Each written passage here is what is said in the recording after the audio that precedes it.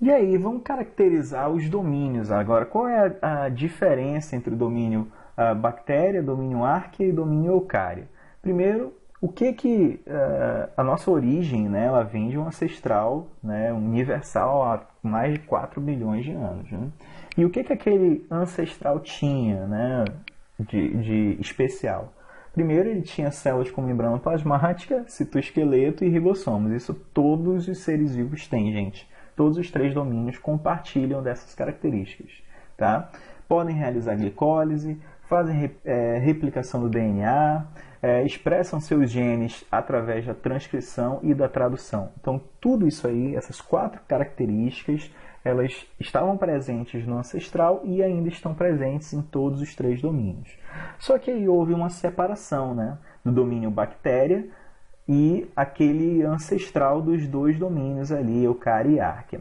O domínio bactéria, ele é caracterizado principalmente pela presença de uma parede celular com peptídeo glicano, ok? Como eu falei no começo.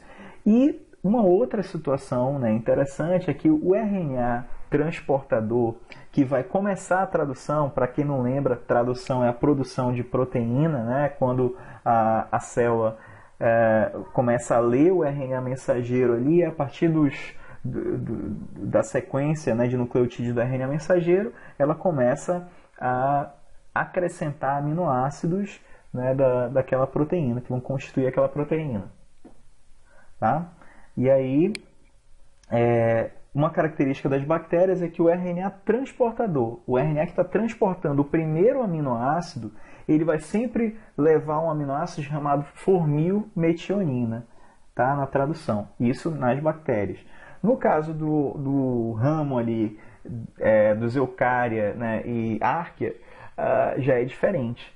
Tá? O RNA transportador que vai iniciar a tradução, ele vai carregar o aminoácido metionina ao invés de formilmetionina. Perfeito. Uma outra característica que tanto eucária quanto arquea têm em comum são as semelhanças, né, nos genes de RNA ribossomal, tá? E a presença de parede celular sem peptídeo glicano. Pode até ter peptídeo glicano, mas tem mais alguma coisa, não é só peptídeo glicano. Então, isso vai ser uma característica compartilhada, né, entre eucária e arquea. E, por último, quais são as características que o domínio eucária compartilha, que não estão presentes, quais são as novidades que ele tem, que não estão presentes no domínio arquea.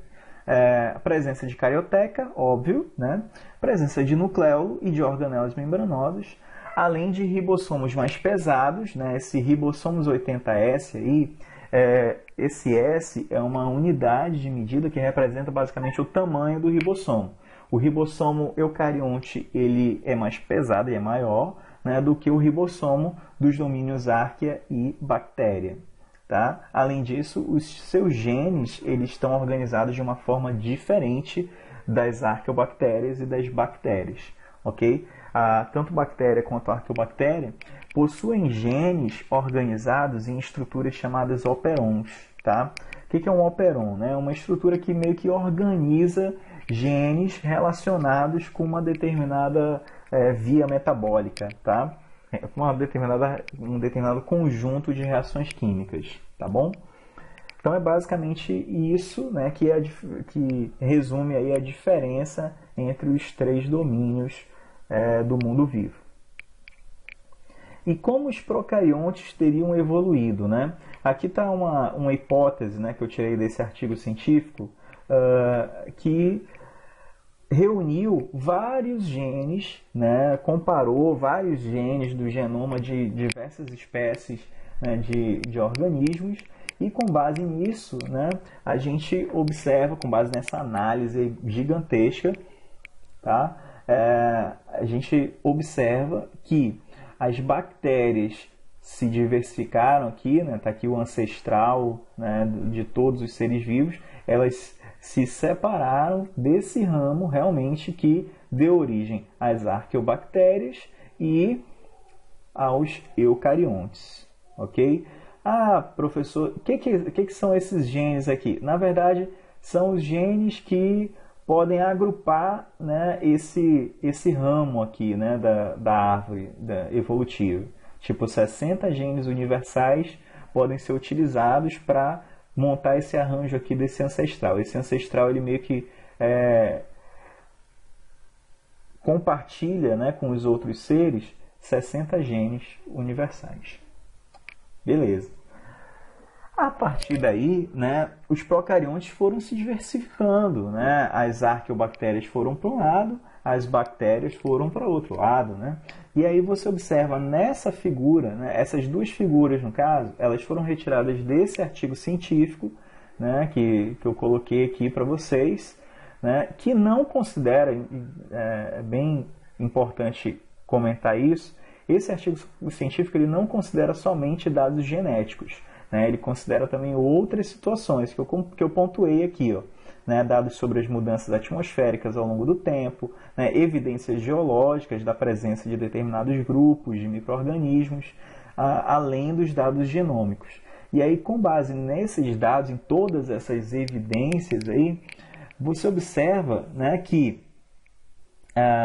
primeiro, existe aqui uma diferença entre as bactérias, certo? E as arqueobactérias. Tá aqui, né, esses dois grupos aqui constituem as arqueobactérias e todos esses outros grupos constituem as bactérias. E observa que a diversificação, né, desses micro-organismos surgiu quando nem havia ainda oxigênio. Essa faixa aqui, né, mais escurinha, ela representa toda aquela época em que não havia ainda oxigênio no planeta. Tá? E aí, né, surgiram as arqueobactérias, beleza. Perfeito. E aí, a partir das arqueobactérias, surge então os eucariontes, como a gente observa aqui nessa outra figura, né? Aqui está o ramo que deu origem às arqueobactérias e aqui está o ramo que deu origem, tá aqui, ó, aos eucariotos, certo?